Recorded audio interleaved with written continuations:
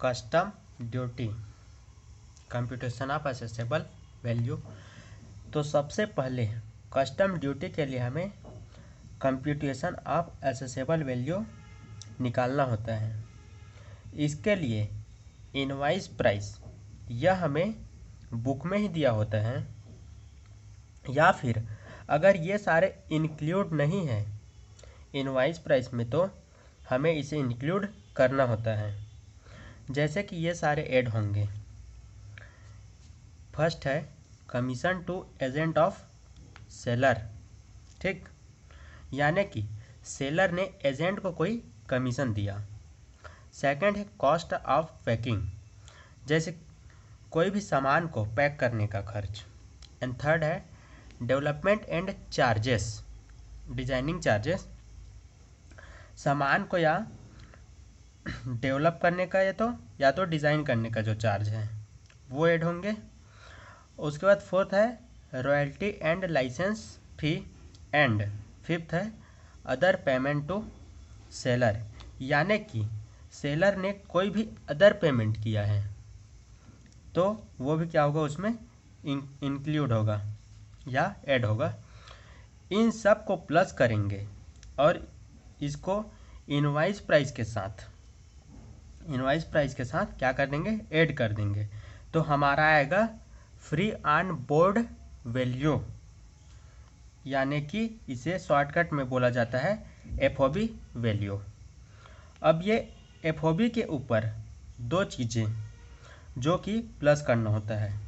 पहला transportation cost और एक होता है इंश्योरेंस प्रीमियम। अब यहाँ पे ट्रांसपोर्टेशन कॉस्ट अगर एयर फ्राइट है तो उसे हम नॉट मोर देन 20%, यानी कि एयर फ्रेट है तो 20% से ज़्यादा नहीं लेंगे। किसका, एफओबी का। अब यहाँ पे सबसे पहले देखना होगा कि एफओबी वैल्यू से हमें ट्रांसपोर्टेशन कॉस्ट कैसे कैलकुलेशन कर सकते हैं। तो ट्रांसपोर्टेशन कॉस्ट में दो टाइप रहेंगे। पहला है, एक होगा जो कि सी फ्रेट होगा, यानी कि समुद्री भाड़ा होगा, ठीक, और एक होगा एयर फ्रेट, यानी कि हवाई भाड़ा। यानी कि समुद्र से होने वाला जो ट्रांसपोर्टेशन है वो, और एक हवाई जहाज के थ्रू हो रहा है वो। तो अगर वो समुद्री भाड़ा है तो उसे हम एक्चुअल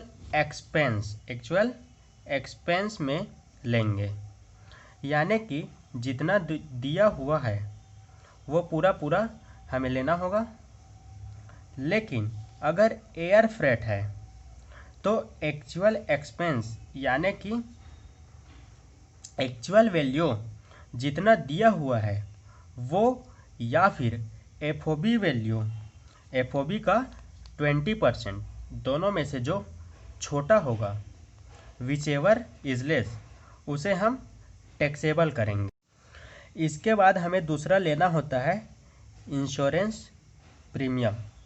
इंश्योरेंस प्रीमियम या तो हमें बुक में दिया होगा, अगर बुक में दिया हुआ है इंश्योरेंस प्रीमियम तो हमें वही वाला वैल्यू लेना है और उसी को टैक्सेबल करके एसेसेबल वैल्यू निकालना है।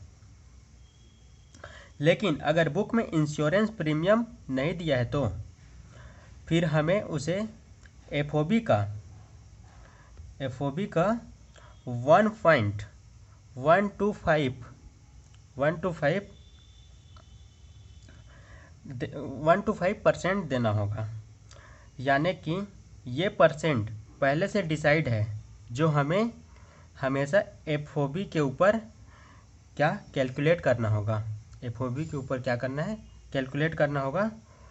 अगर एफओबी में इंश्योरेंस गिवन नहीं है, एफओबी में क्या है, इंश्योरेंस गिवन नहीं है, और फिर इसके बाद एफओबी में जब ट्रांसपोर्टेशन कॉस्ट इंश्योरेंस प्रीमियम को जोड़ देंगे तो हमारा क्या आ जाएगा, एसेसेबल वैल्यू आ जाएगा, जो हम इसे क्या बोलते हैं, CIF वैल्यू या एसेसेबल वैल्यू कहते हैं।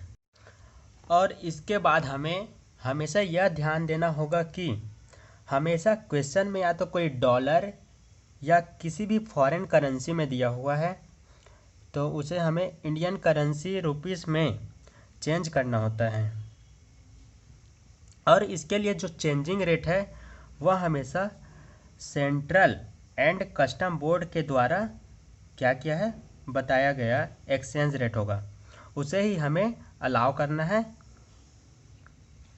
इस CBIT, इसे CBIT भी कहा जाता है, हमेशा इसी का एक्सचेंज रेट लेना है, बाकी वो किसी दूसरे पर दिया रहेगा RBI या कुछ भी, तो उसे हमें इग्नोर कर देना होगा। हमेशा हमें CBIT यानी सेंट्रल एंड कस्टम बोर्ड का ही एक्सचेंज रेट लेना होगा। इसके बाद हम देख लेते हैं कि टाइप ऑफ कस्टम ड्यूटी, यानी कि कस्टम ड्यूटी कितने टाइप के होते हैं। तो कस्टम ड्यूटी 3 टाइप के होते हैं। फर्स्ट है basic custom duty, basic custom duty जिसे BCD भी कहा जाता है। दूसरा होता है सोशल वेलफेयर सरचार्ज SWS, जो कि हमेशा 10% निकाला जाता है। और तीसरा होता है इंटीग्रेटेड टैक्स जिसे IGST अपन कहते हैं। इसके बाद कस्टम ड्यूटी पेबल के लिए हम कॉलम बनाएंगे जो कि पार्टिकुलर अमाउंट का होगा, जो कि यहाँ पे डॉलर फॉर्म या फॉरेन फॉर्म में अमाउंट रहेगा, और यहाँ इंडियन रुपी टर्म में लिखेंगे। सबसे पहले बेसिक कस्टम ड्यूटी निकाला जाता है जिसे BCD कहते हैं, जो कि हमको रेट गिवन रहेगा कि बेसिक कस्टम ड्यूटी का कितना रेट है, ये क्वेश्चन में दिया रहेगा। और ये हमेशा कैलकुलेट होता है हमारा एसेसेबल वैल्यू का। इससे एसेसेबल वैल्यूज़ क्या होता है, कैलकुलेट होता है एसेसेबल वैल्यू इनटू रेट करेंगे तो हमारा बेसिक कस्टम ड्यूटी यहाँ पर आ जाएगा। इसके बाद इसमें हम ऐड करते हैं क्या, सोशल वेलफेयर सरचार्ज जिसे SWS भी बोलते हैं, जो कि 10% होता है बेसिक कस्टम ड्यूटी का। इसमें एसेसेबल वैल्यू का जो रेट गिवन रहेगा, जो भी रेट क्या है गिवन रहेगा, उसे निकालेंगे। फिर जो अमाउंट आएगा उसका 10%, जैसे ये इसका 10%, सॉरी ये नहीं, इसका क्या करेंगे 10% निकालेंगे, जिससे हमारा क्या सोशल वेलफेयर सरचार्ज आ जाएगा। इसके बाद हमें IGST निकालना होता है, जो कि एसेसेबल वैल्यू को और बेसिक कस्टम ड्यूटी के वैल्यू को सोशल वेलफेयर सरचार्ज के वैल्यू को जोड़ना होता है। जैसे ये और ये, इसको क्या करना होता है, मतलब ये और ये इसको जोड़ना होता है, और फिर जो परसेंट दिया होगा वो परसेंट के ऊपर लगाना होगा। जैसे ये 10% था, 10% क्या करना होगा, लगाना होगा। इस तरीके से जो अमाउंट यहाँ पे जो अमाउंट आएगा इन तीनों को क्या करेंगे, प्लस करना होगा, बेसिक कस्टम ड्यूटी का, सोशल वेलफेयर सरचार्ज का और IGST का। तब जाके हमारा क्या आएगा, कस्टम ड्यूटी पेबल आ जाएगा।